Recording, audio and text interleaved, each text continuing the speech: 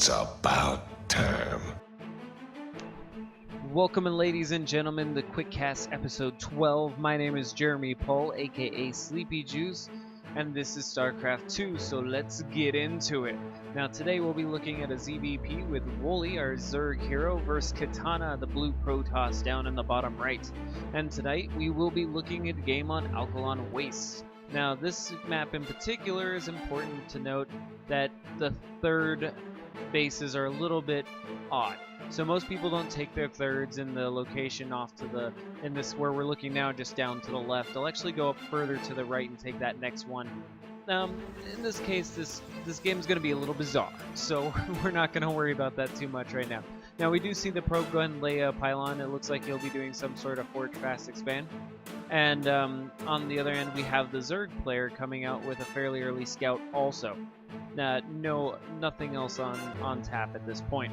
Now, for a quick cast, for those of you who don't know, we like to focus on one concept a game and actually go into that in a little bit of detail. That way new players and players in lower leagues can actually get something out of the replays that they can use in their games.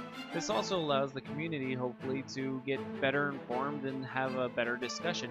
We don't want to hear things like, oh, you're a noob, so your opinion doesn't count. We want people to understand what's going on. Now we do see the probe and drone fight there. The probe's gonna pull off. The drone's gonna follow him, but it looks like he is gonna get that forge down. Now we do have, and he's also sending that probe across the map. It looks like. Now this probe's gonna come down and try to scare off this drone. Now, having multiple probes across the map is usually not a good sign as far as for the Zerg. It looks like it'll be something up, and there we go, there's a pylon. It looks like it's going to be a cannon rush to start this game off. Now, the second probe is basically there to keep that cannon rush alive, because you will every once in a while get a probe's trapped. It'll get stuck in something, and although we can drone drill and get those probes out of there, it doesn't always work.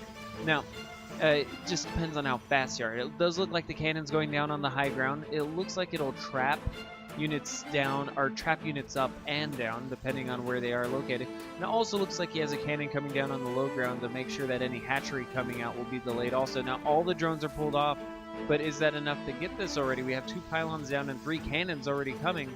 The drones are going to try to get it, but that cannon coming up is going to push those drones back. Now, what we want to focus on, the concept that I want lower league players to take from this today, the amount of drones out on the map and probes out on the map right now is insane. Now the Zerglings are going to come out and try to push, but they're going to be cleaned up really quick. The concept I want you guys to take from this is the stay calm. Now we can see that basically the drones are cut off from going back up into the main.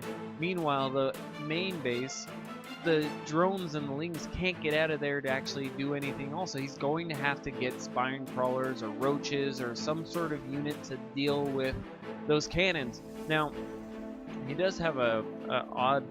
There's a hatchery down here. Now, there is also a extractor here. I think that was actually a mistake. I think he was meaning to cancel that to keep the drone alive, but that's okay. Maybe he'll be able to build a hatchery there later, maybe. So, we have all these drones trapped outside of his main base, and what he's done is he's split them up and gone to a bunch of different places. It may not be the most effective or most efficient use of these drones, but you know what? He's being creative and he's using his head. He's not taking all of them and throwing them at the cannons or throwing them at the doing some sort of weird drone push on the Protoss base. He's taking his time, staying calm, and going with what he can. Now he's gonna ask why. Why a cannon rush? It's not really a very nice thing to do. And you know, the guy's he's sorry. It's a very good answer. He's sorry he's doing a cannon rush. It's like he didn't plan it in the first place, which he obviously did. Now, we do see that the Zerg players left his Overlord over the base for the natural for the Protoss. This allows him to know what exactly is going on, because right now he does have that. So the Zerg natural is coming down in the bottom left-hand corner. It's closer to the Protoss base than it is to the Zerg base. Meanwhile, he also has an extractor up there on the right side of the map, just past where the Protoss third will be. So he has a few places to create drones and to get his economy going. Meanwhile, the Protoss player has been highly hindered due to that giant cannon rush. That's a lot of minerals to put in there. he needed to do economic damage, and all he did really was delay the natural there. So I'm not sure it's completely worth it, that many cannons without actually doing some sort of damage to the economy by actually killing units in some way. Now we do see all the gases going down here, which is a lot for just spawning pool tech. So he's probably going to be going up to some sort of tech. Other than that, either a Roach Warren or he does have a fairly good economy here if we're looking. He's like double the economy of the Protoss, which is good. So he'll be going for some sort of tech. He's still producing queens, has that second base up and running. The Protoss is still working on getting his economy up and running. He's just now starting warp gate research at the 8-minute mark, so he's running behind on his tech also.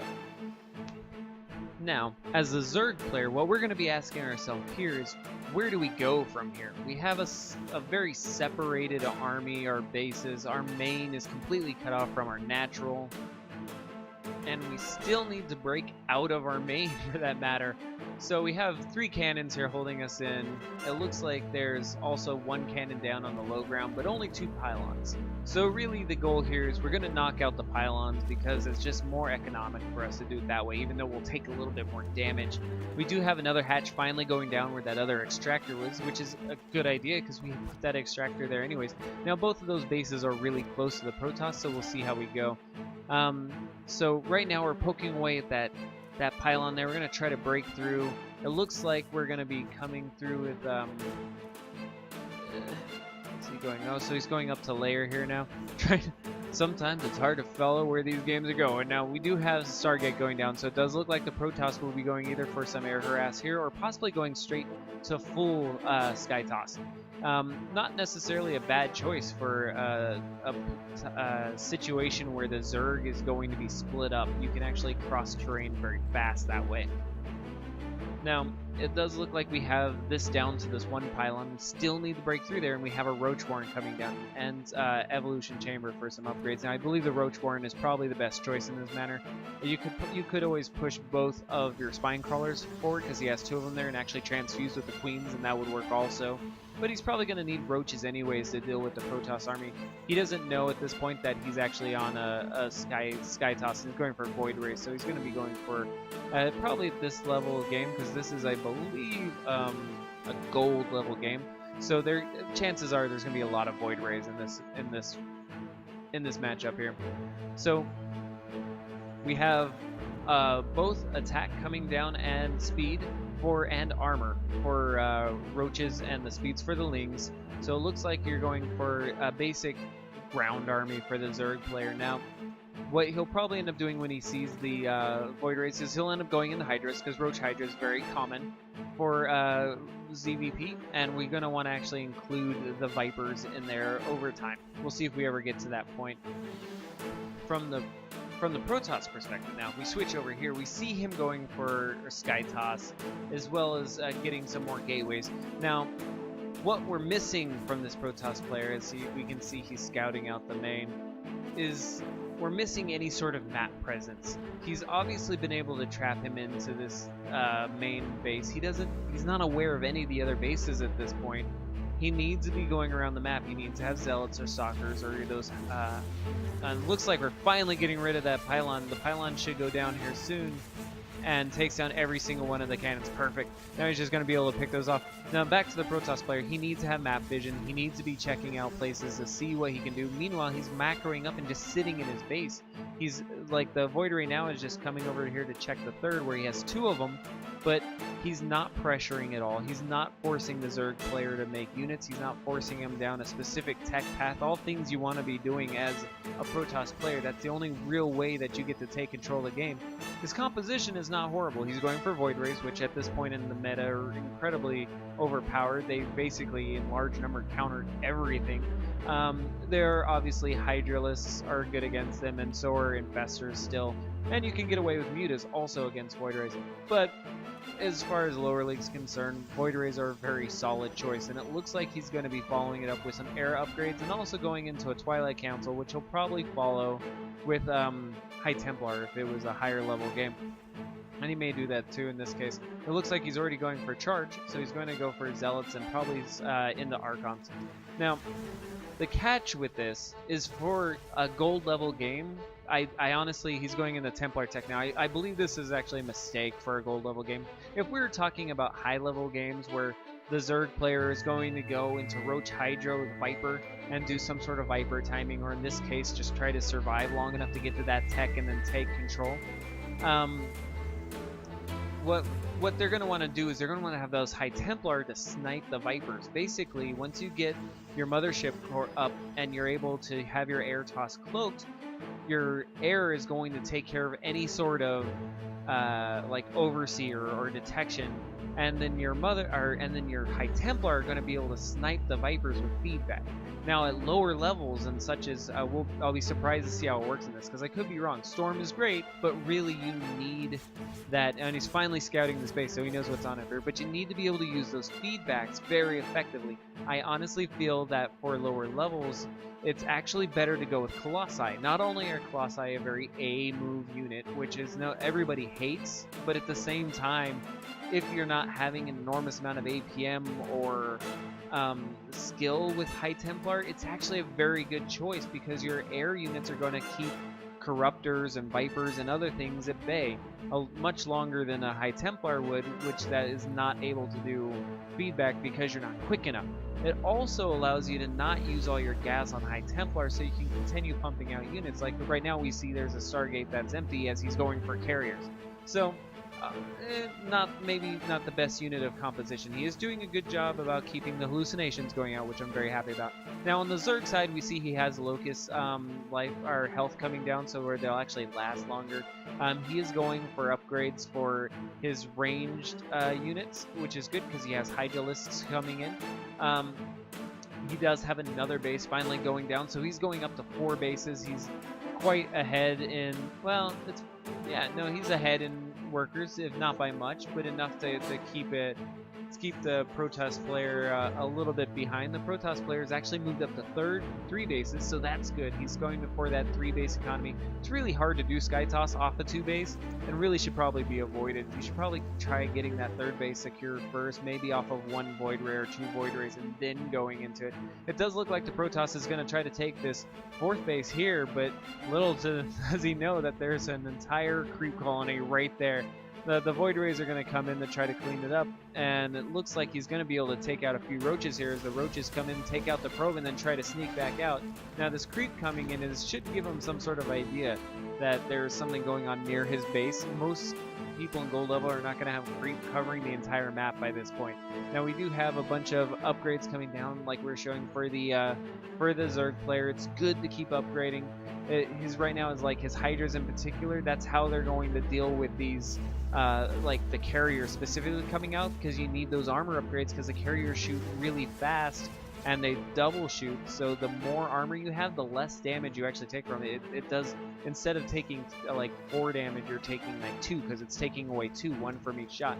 Now, carriers do like some insane amount of damage. It's like 16 for each little shot. Now we do have another Void Ray going down. Each one of those pickups is good. We need the Zerg player here to make good engagements, good trades, because he's not going to be able to have the tech advantage here. It looks like Air Toss is going to be the highest tech we're going to get in this game. Now, we do have carriers out now. We have a decent ground force. We have High Templar and sentries that can force field. We do have Zealots to be a meat shield. We have more and more Stargates coming down. He's going to be pushing all that through. The carriers here are going to try to clear out this base, but it's right now we have Swarm Host coming down. An enormous amount of static defenses are coming down for the Zerg player. He wants to hold those positions. He's not worried so much about workers at this moment. He's actually falling behind Katana and workers, and I'm thinking his name's Wooly. It could be Wally, like the robot, but we're gonna go with Wooly. But he does have the Swarm Host now. Now Swarm Hosts are incredibly good against High Templar. And actually a decent choice against Air Toss, which seems weird and slightly anti-intuitive because they don't shoot up. But it forces them to get detection, which forces them to either get oracles and or get observers and a robotics bay, but it also pushes back all the High Templar, which is the area of effect. Now, this is why I was saying about the Colossi actually being a much better choice for this level of play, because the Colossi would deal with the Swarm hosts rather well, and I think we're going to see here that he's probably not going to use Storms highly effective against this force either. Now, we do have the Locust kind of pushing in there, and you can see they're able to take out cannons like with ease. He has them just parked up on that ledge there, and he's just going to keep rallying them around until he finally breaks down that wall. Now, I keep saying the word now. We got to stop doing that. We're going to work on not saying now anymore. So the carriers are coming in, but as you can see, those Locusts have shredded the Zealots already. They're focusing down all of the Templar, and he's already at a disadvantage as far as he only has air units now. And those Locusts, as fast as those carriers attack, there's a lot of Locusts coming out. That's a lot of free units to kill. You shouldn't really need to engage those Locusts. You want to go after the Swarm hosts in particular. Now, we do have shields and more weapon upgrades coming down for the air units, and we do have a Spire coming down for the Zerg, and we have Vipers coming out also. And the Vipers are going to be great for pulling those units into the static defenses or any Hydralisks he has at the time. But again, he has the High Templars. The High Templars definitely counter those Vipers. The question is getting them out there and getting them to actually a position where they can feed back those Vipers and do some damage. Now, we do have, while the Locusts are attacking the third there, we have the Hydralisk poking up the ramp from the lower end into the natural and actually doing some damage there, trying to split the army up. And apparently, he's doing a fairly decent job. He's not really needing the ground army with those Locusts, so he's able to keep that back into the natural. It's not the end of the world. But as you can see, these Locusts are just pounding forward, and they're just going to start taking out everything one at a time. The carriers just can't kill them fast enough. And it's unfortunate at that point, but we do look like we have a mothership actually coming in, which is a good choice. The mothership and the cloak actually make it very hard because it's hard for the Zerg to get the detection that close when you have that many air units, because their detection is not cloaked like the observer, and it is an air unit. Now, we also have an Ultralisk Cavern coming out also. Now, he has a lot of different tech choices down now. It's not necessarily a bad thing, but I'll be surprised if he actually ever does get Ultralisks out into this game with us. The way these Locusts are pulling through everything, unless the Protoss player is able to do something quickly, he's going to end up running out of time.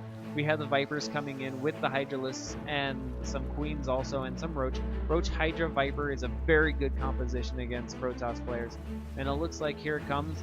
We're going to have he does have a fairly decent engagement there, and the storms come down. He's in a choke. The Protoss player has a fairly good arc with his carriers there, to where he would have to actually go in underneath them, but all those storms went down and not a single feedback on the Vipers. Now, there's still a Viper of full health, and also at the same time we have Locust pounding down at the natural there. He's able to pull in one of those carriers, and it's able to get picked off, and the storm goes down, and the storm's only hitting one Locust at that time. Now, we have the other, and there we go, another High Templar gets picked off, and all these other High Templar are going to have to pull back. The Mothership Core is unfortunately left out on its own, and it's going to get pulled off too. And so the Mothership Core goes down, and now we have just Locusts and Hydralisks and static defenses. So the question is how long is the Protoss player going to be able to keep this up while not being able to mine from a third base? This base is destroyed here. The other one has creep still all over it and can't even lay it down. Sooner or later, he's just going to run out of money because he doesn't have enough to keep this air toss continually producing. Besides getting carriers made, he also needs minerals for the interceptors, which cost minerals also. Now, unfortunately, the swarm hosts are going to have to bail out there. They're just too close, and the air units got right on top of them. The storms are constantly going down here, and I'm not totally sure what they're going down on. It looked like static defenses at that point, and the Vipers are sitting there. But meanwhile, the Hydralisks are coming into the natural, and they're actually taking down the Cybernetics Core. The Protoss player is just running out of time. He needs to win now. If he's going to win, he has to win now, because this is his last hurrah. And here comes an enormous amount of Corruptors. Now, Corruptors are actually rather good against carriers, but as we're seeing here, you have to focus fire the carriers. If they go just after the Interceptors, it's not going to be enough. And the Corruptors are smartly going to pull out here after losing quite a few of them to just miss micro there. He should have been microing his focus firing the carriers there, but instead he was going just after the Interceptors. Now this great position for these Hydralisks, the unfortunate bad rally for those carriers flying right over the top of them. One of them goes down instantly. It looks like this natural is going to go down also. Now let's see if the Hydralisks look like they're probably going to get trapped in here. So he's going to pull back and he's going to burrow. That's kind of clever. I think there's an observer with the army, so we'll see if he actually gets the... No, it looks like they're all going down, but I love good use of burrow. Anytime you can attempt to save a unit to use later, that's always a good thing. We want that unit retention. And it looks like the Protoss players is going to lay down a nexus here. It's not necessarily the great place, but I think he feels that his third base is actually too much under pressure at this point. That just those locusts constantly going down. Now we can see that there were a lot of tech coming down, not tech, but upgrades coming down for the Zerg player, trying to round out everything. He needs those air upgrades for those corruptors because he needs to kill these carriers, which are running at like 3-3, or in this case 2 attack plus a shield plus an armor. So he wants those air upgrades. He needs them to focus down the carriers. He has to focus fire, and he needs those upgrades to withstand the barrage of hits from those carriers. Like I said, the armor upgrades work really good against carriers, so that's a good thing. Oh, and he's canceling the nexus there, and it looks like, is he going to... it looks like he's going to go back up to the third there. Now, meanwhile, the carriers are pushing, so while he's going for that third, he's going to push here, and he's going to end up getting all of these swarm hosts because there's just no anti-air here. And like we were talking about earlier, swarm hosts are good, really good, but they do need something above them to keep them safe. Now, the corruptors here, there should be enough corruptors with those vipers to actually put up a good fight here, and there's such an economic lead right now for the Zerg player. I mean, he's up by 30, 40 drones. So there's such an economic lead here that he can make bad trades. He can go in and take out as many carriers as he wants with all those units and just resupply. Just put out more and more units. I mean, he's floating right now 2k as far as minerals. He could make a ton of Zerglings and just run into the main of the Protoss player and just let all those Zerglings die, but wreak havoc on the economy there. Now, the third base is almost up here finally for the Protoss player, so at least he'll be able to get some sort of income in there. And that's good. That's what we need, is that income to continue making units. It's just, right now, we're not really producing anything. The only thing in production for the Protoss player is, in fact, that Nexus, and he's nowhere near supply capped. He's only at 92. Meanwhile, the Zerg player with a great looking army here, just basically hard countering air at this point. We're going for hard countering carriers, and there's only one Void Ray, and Void Rays are the thing that take care of the Corruptors. And great, he's pulling in all the carriers, and all the carriers are going to get picked off one at a time. The Corruptors are focusing them down, and that's great. Good micro right there. It looks like the Vipers are going to go down, but not after pulling in 5 or 6 of those carriers, and all these carriers are going to try to run away. It looks like, yeah, no, focus fire goes down, and it's great. Zerg player here, Wooly? Yeah, we're going to go with Wooly. Beats Katana. Good micro there at the end on those Corruptors, even though I had a little bit of trouble with it earlier. We saw that there was like miscontrol of those High Templar. I do honestly believe that the Colossi would have been a better choice, but above all else, we saw Wooly deal with that cannon rush by expanding, staying calm, not rushing the cannons with all his units, and actually just playing very smart. He built bases around the map. He took advantage of the fact that the Protoss player wasn't going for any pressure, wasn't putting on map presence in the play. He was just sitting there in his base, and the Zerg took great advantage of it. Wooly took advantage of it completely. Finally broke out of those cannons and was able to just take the game from there with a mass amount of macro over the Protoss player, who was struggling to keep 3 bases up. Good use of the swarm hosts also. So that's going to do it for this game. You guys follow me on Twitter and Facebook. It's down below. Also, feel free to send me an email, which is in the description, and send me some games of Casts, because I'm just practicing and learning, so I need to get better. Also, please like and subscribe to this video. So until the next time we talk, go out, play games, and have fun.